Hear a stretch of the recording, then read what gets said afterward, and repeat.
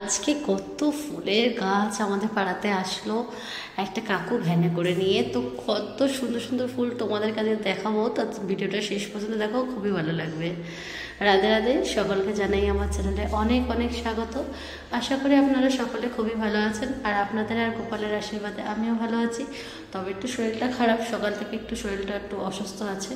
তো যাই হোক, তারপরে তো কাজকর্ম থেমে থাকে না। টিউশন পড়িয়ে চলে এসেছি, আর সকালবেলা টিউশন পড়াতে যাওয়ার আগে চাউমিনটা করে গেছিলাম গোপাল সোনার জন্য, না হলে অনেক এসে দেরি হয়ে যায়। তো আর ভিডিওটা করা পসিবল হয়নি, অনেকটা সকাল, তখন 7:30 বাজে। তখন আমিও ভাবলাম যাতে দেরি হয়ে যাবে, তার জন্য আর ভিডিও করিনি।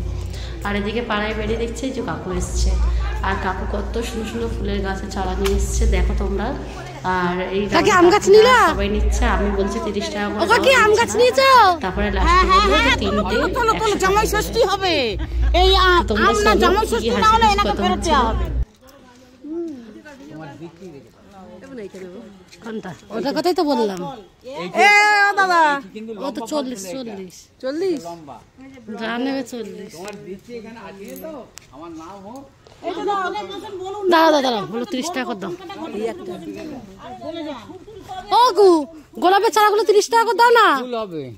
গোলাপের চারাগুলো 30 টাকা করে দাও।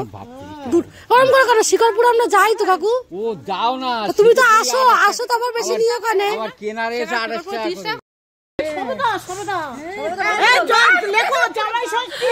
দেখো দেখো, দুটো গাছ নিয়ে নিয়েছে। জামাই ষষ্ঠী, জামাই ষষ্ঠী হবে। দেখো সত্যি তো আসবে তো আছে। জামাই ষষ্ঠীতে লেবুটা দাও, লেবু হ্যাঁ ছেড়ে দেবো তো।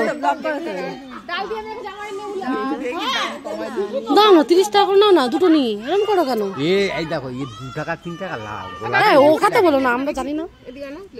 120 টাকা নেবো। এই লেবু না 12 মাস লেবু না। এই দেখো, এটা তো সাদের উপরে ঠিক হ্যাঁ কামলা। এই মা, একটা হালকা কালারের গোলাপি কালারের ছিল, সেটা কোথায় গেল? হ্যাঁ হ্যাঁ পাতি লেবু। ও কাকু,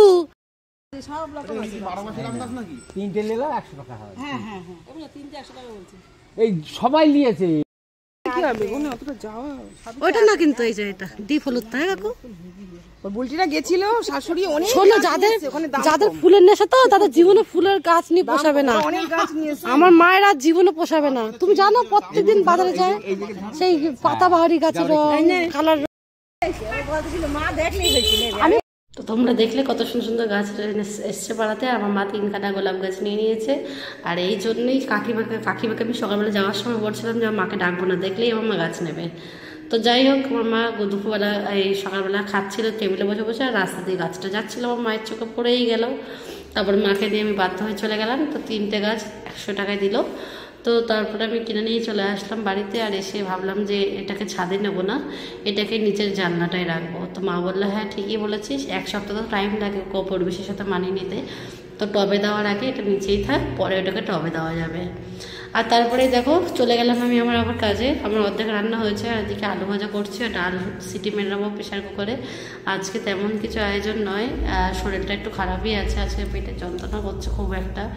সকালবেলাতেও হচ্ছিল, তো পেটে গ্যাস ট্যাস মতন হয়ে গেছে। তো যাই হোক, তারপরে ঠাকুরের রান্নাবান্নাগুলো সেরে নিয়েছি তাড়াতাড়ি করে, আর আলু ভাজাটা হয়ে যাওয়ার পরেই গোপালকে গরম গরম সেবা দিয়ে দিয়েছি।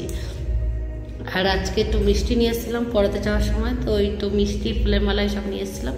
আজকে আমার দাদুর মৃত্যুবার্ষিকী ছিল, তো ওই জন্য আমি একটু গোপালকে একটু ভালো বন্ধুই দিতে চেয়েছিলাম, কিন্তু হয়ে উঠলো না শরীরটার জন্য।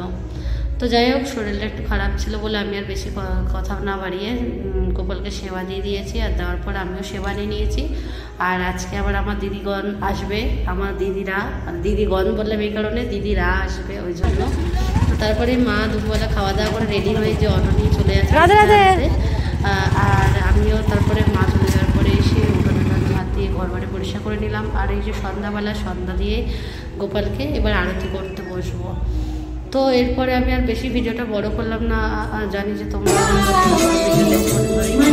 তো আজকের ভিডিওটা এই অবধি। আর যদি তোমাদের আমার ভিডিওটা কোথাও একটু ভালো লাগে তাহলে অবশ্যই লাইক কমেন্ট শেয়ার আর সাবস্ক্রাইব করতে কিন্তু একদমই ভুলো না।